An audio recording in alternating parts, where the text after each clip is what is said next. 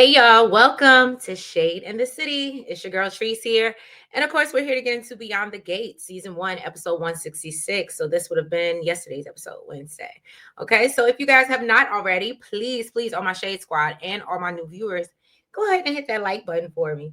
And all my new viewers, if you liking the vibe, please go ahead and subscribe. Okay, help us keep growing and glowing. All right, we appreciate you in advance. But yeah, y'all. Also, please keep in mind we are going to have our live tonight. It is going to be public to open to everyone. So I hope you'll join us 8:30 Eastern Standard Time. And of course, we're gonna get up there and talk all things beyond the gates because that's what we love to do, right? But yeah, y'all. So let me go ahead and get through this recap so I get this up and get ready for this live. Let's get into it. Let's get shady. Lights drip on the skyline pane. Shade in the city, true hit like a banger. I said it, I meant it, no need for disclaimers. Haters right away, but they just false claimers. Concrete beats are heavy like cinder. Looking for one, but the streets feel winter. No filters, no edits, I'm raw with my splendor. My life a movie, they watching the trailers. I'm not gonna hold you. Shade in the city, the life and the mood. You like and subscribe if you're feeling the vibe. This is my word, I just let you inside. Shade in the city, I'm not gonna hold you. Shade in the city, my words won't console you. Like and subscribe if you're feeling the vibe. So we start off this episode. Danny is explaining to Andre why she asked Bill to be the speaker at Winterfest, and tries to use the excuse, oh, it's the 20th anniversary, and so Andre was like, well, shouldn't y'all be passing down the torch? And so Danny was like, Chelsea, Nora, and Naomi really want to do it, and Martin was busy. We just didn't want to tell Bill that, okay? And so Andre looks like he seems to be questioning Danny's motives, and so Danny reassures him that she is not using Winterfest as an excuse to spend more time with Bill.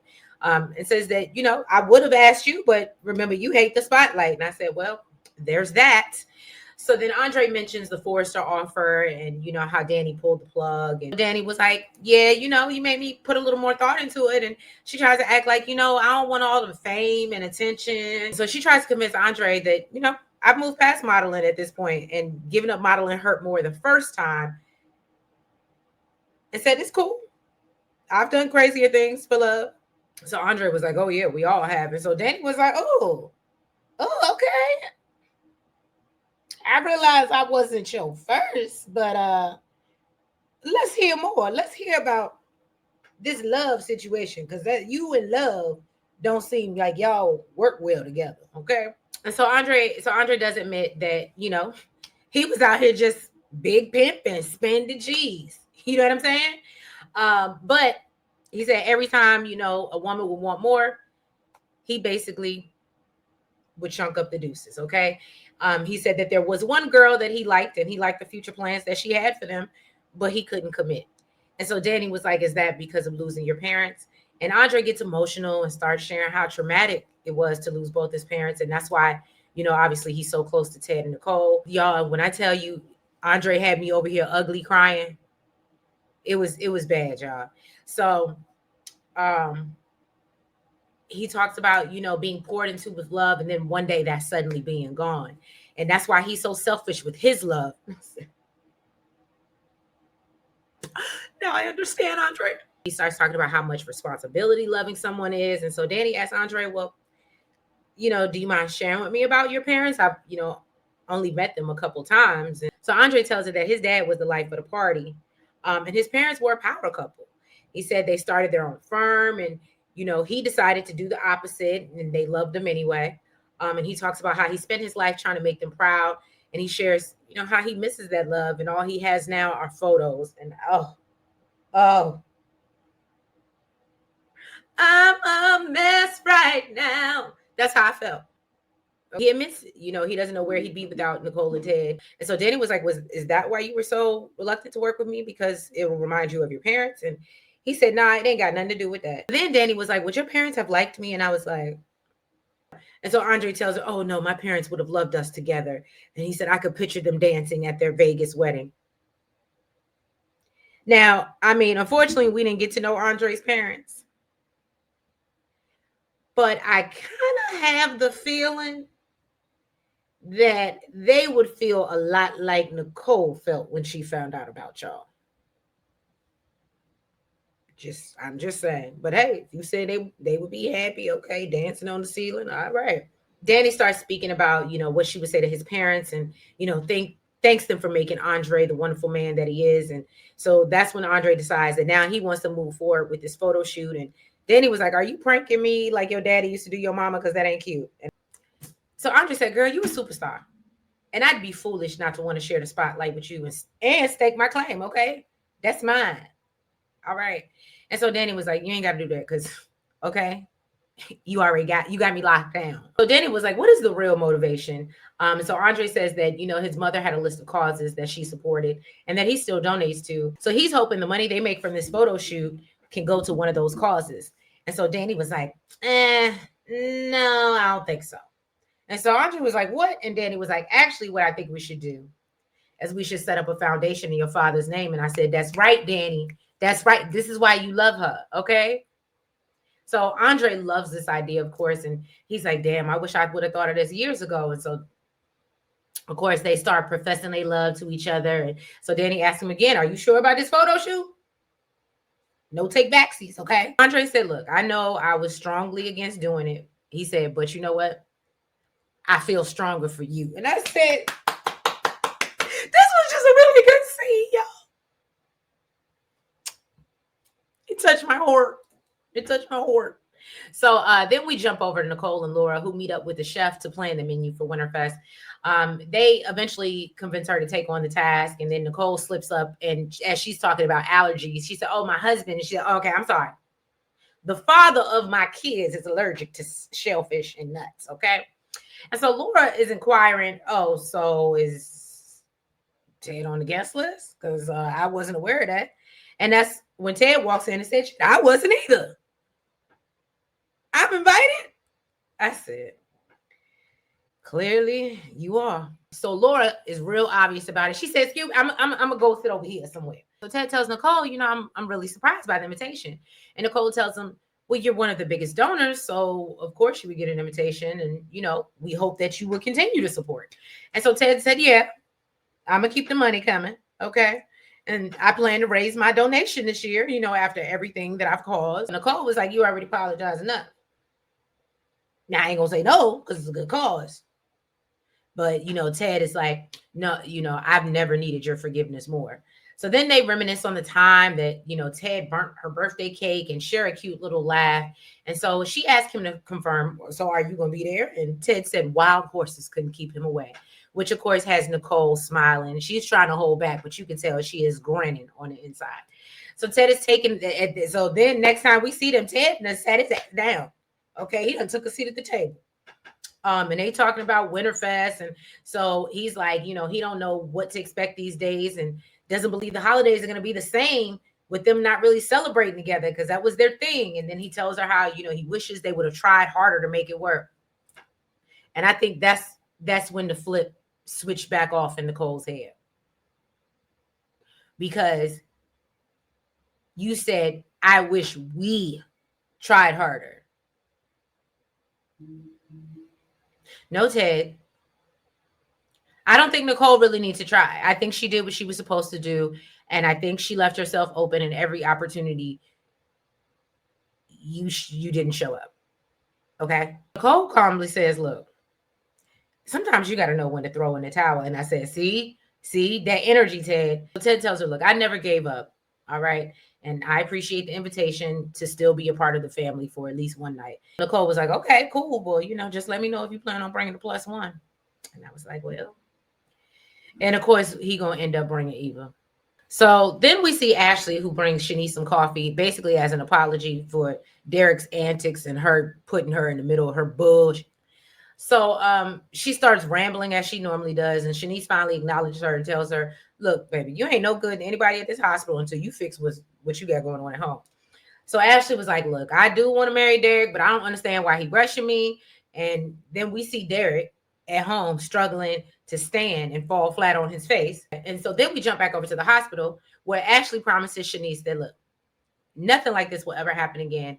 And she continues to go on about how she believes Derek tried to pressure her into setting a date. And Shanice reminds her, "Well, you did use me as an excuse to lie to Derek and said, the next time if you do that, homegirl, you need to give me a heads up so I can be in on the lie." You know what I'm saying? That's how you do those things. Okay, that's homegirl 101. So Shanice lets her know, look, the only thing that's holding you back from getting married is you. And asks, why are you so hesitant? If this is your man, your man, your man. And so Ashley starts overthinking like she normally does. And Shanice says, well, look, marriage is scary and going into it not being honest don't help either. And so Ashley admits, well, I felt guilty about that. And Shanice was like, girl, you shouldn't. And so Ashley was like, well, why would you say that? Why, why shouldn't I feel guilty? And so Shanice just plays it off and tells him, girl, everybody lie. And I'm sure Derek has told a couple lies too. And Ashley said, nah, girl, not Derek. Derek is the last of the good guys. And I said, okay, girl. And so I know that y'all can't stand DNA. Let me just say that. I literally had to go through that because Shanice was a part of it. And we can't negate Shanice. Okay. We love Shanice and she deserves her little few minutes, even if it involves DNA. Okay. So Eva takes Leslie down to Orphy Jeans for breakfast, even though she'd rather be at the country club. And Leslie mentions how happy Eva looks. And Eva admits, Mama, I feel new. And, after my conversation with Ted, and she can't believe that he's accepted and embraced her like he has, even after all the bullshit that they've done to him.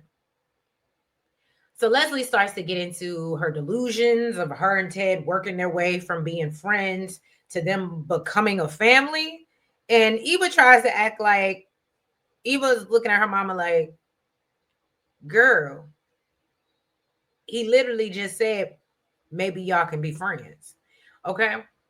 But Leslie assures her that no, Ted is good as mine. Okay. Please believe me. I'm speaking into existence. I'm manifesting. Okay. Eva tries to get her mother to face reality and reminds her, look, you have everything you need now and you can move on. Why are you still on this? And Leslie told her, and now that I do, the only thing that's missing is Ted. And I feel like that's how I know it was meant to be. It's the logic and reasoning for me. And I guess because there is none. So as Eva is trying to get her mother to face reality, Leslie basically tells her, look, you need to stay in your lane while I go after what I want. And lets her know you might not support it, but I got a friend that do. And so Eva is shocked when she learns that supposedly Jan was the one that encouraged this behavior. Leslie said, by the time I finish this house, I'll have Ted so wrapped up, he gonna want to move in. And so, she said, I found the promised land. And I think this could be me and Ted's second chance. I said the delusions are real, but okay. And you know what? I can't even call them delusions no more, the way that man be in your face. So let me not say that. You know what? And she seems to think because Ted is all alone that he has no choice but to just, I want to run to you. Ooh. She thought he was just going to run to her. You know what I'm saying? Eva was like, you ever heard the saying, good things come to those who wait? And she was like, yeah, I heard it, but I don't like it. So she said, you don't wait for God's stars to align. You stalk it. And then you sweet talk it home. I said, oh, okay. That's strategy. So then Ted walks in and interrupts, and Leslie offers Ted a seat. But I love when he goes and makes sure he sits right there down next to Eva. And so Leslie was like, oh, so do you want to tell your dad what we were talking about? And so Eva was like, do you? And so that's when Leslie takes over and tells Ted that they were just talking about how grateful they are that they were able to, do things right this time and so grateful for his forgiveness. And after that, I literally just tuned out. So if there was more, I apologize. Okay. Jan has come by the apartment to see Derek as he scrambles back to his wheelchair. She comes to drop food off and lets him know, I just want to give you some healthy advice because I heard some things. And so Derek was like, yeah, I know you probably heard about the hospital incident. And so Jan was like, is there something that you want to talk about? I'm willing to listen and give some advice. Jan starts spilling her own daughter's tea to this man. It was like, I've really been rooting for y'all. And I told Ashley that, you were the better choice over Andre. I said, you are the ops all the way around, Jan, all the way around. I don't see it for you. It ain't safe. It ain't safe. Oh my God, Jan, that's your child. Ashley, and especially after watching episode 167, Thursday's episode, no shade, Ashley, you're going to have to create boundaries with that bitch. And I don't even like you enough to be advising you, but your mother is overstepping. Like, that's foul to me. I would never. And she starts talking about how great he is and how perfect he is for Ashley. And then Derek admits there's something he needs to tell her. And we think that, oh, he's going to tell her about, him being able to move his legs. Then he tells her, I just couldn't be happier to be part of your family. I said, so you playing in Jan face too, but she'll take you back because Jan need a man so bad. That's why she on her daughter about trying to keep one. Let's call a thing a thing. I really did not like that Jan. And I really did not appreciate today. All right. So after Jan leaves Derek, he's trying to stand up and he does so successfully. He calls Shanice with the news when Ashley walks in the door and catches him. So Ashley becomes emotional. She's like, oh my God, Derek. And she's excited to see him standing and thinks this is like a Thanksgiving miracle, right? So then Ashley quickly realizes, oh, I went to nursing school for how long? And I might not be a physical therapist, but you've been playing in my face. And so Derek tells her, no, I just wanted to surprise you. And so she was like, when did it start? And he told her, around Labor Day. So she was like, so you had me cleaning up after you, washing for months? Derek was like, look, but, I didn't tell you because I just didn't want to get your hopes up. And Ashley cannot believe his dumbass plan. And Derek starts rambling and it's bad. And so Ashley cannot get over, you had me waiting on you hand and foot. And so as he's begging, Ashley said, you know what? I feel so manipulated. She believes he did this because he thought she was slipping away. And asked him, were you pretending to be paralyzed to keep me from Andre? Because that's some real sick.